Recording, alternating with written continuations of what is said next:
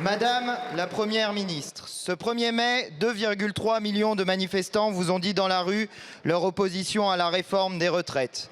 En vous acharnant, vous abîmez la démocratie.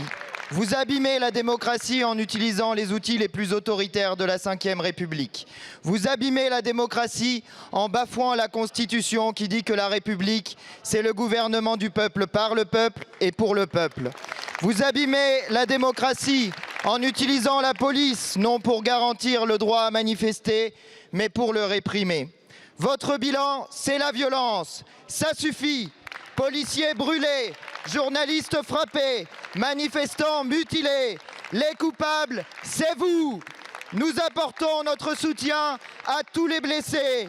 Vous opposez le peuple au peuple, pas nous. Vous vouliez tourner la page des retraites. C'est raté. Vous reportez tous vos projets de loi. Vous ne savez plus où vous allez.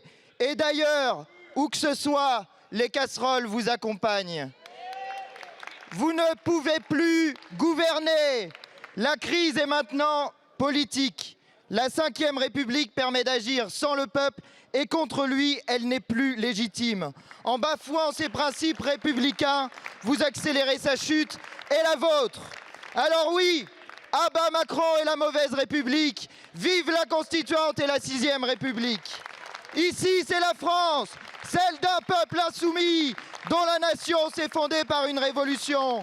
On ne fait pas taire le peuple, on l'écoute, on ne le méprise pas, on le respecte, on ne le réprime pas, on lui obéit. Nous ne céderons pas. Vous vouliez en avoir fini le 14 juillet, vous aurez votre prise de la bâtie. Vous avez déjà perdu. Quand retirez-vous votre réforme des retraites? Merci beaucoup, mon cher collègue. La parole est à monsieur Gérald Darmanin, ministre de l'Intérieur et des Outre-mer.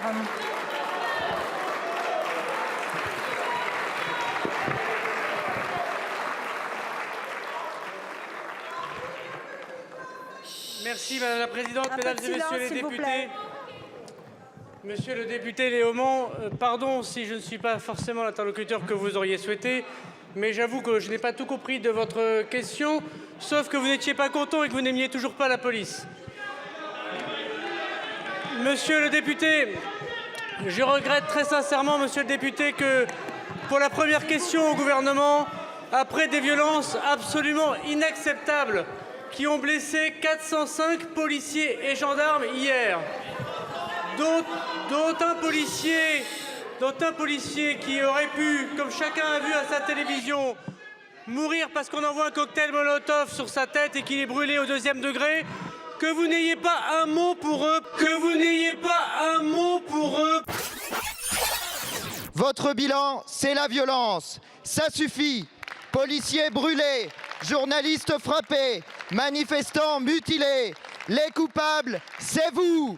Nous apportons notre soutien à tous les blessés. Vous opposez le peuple au peuple, pas nous.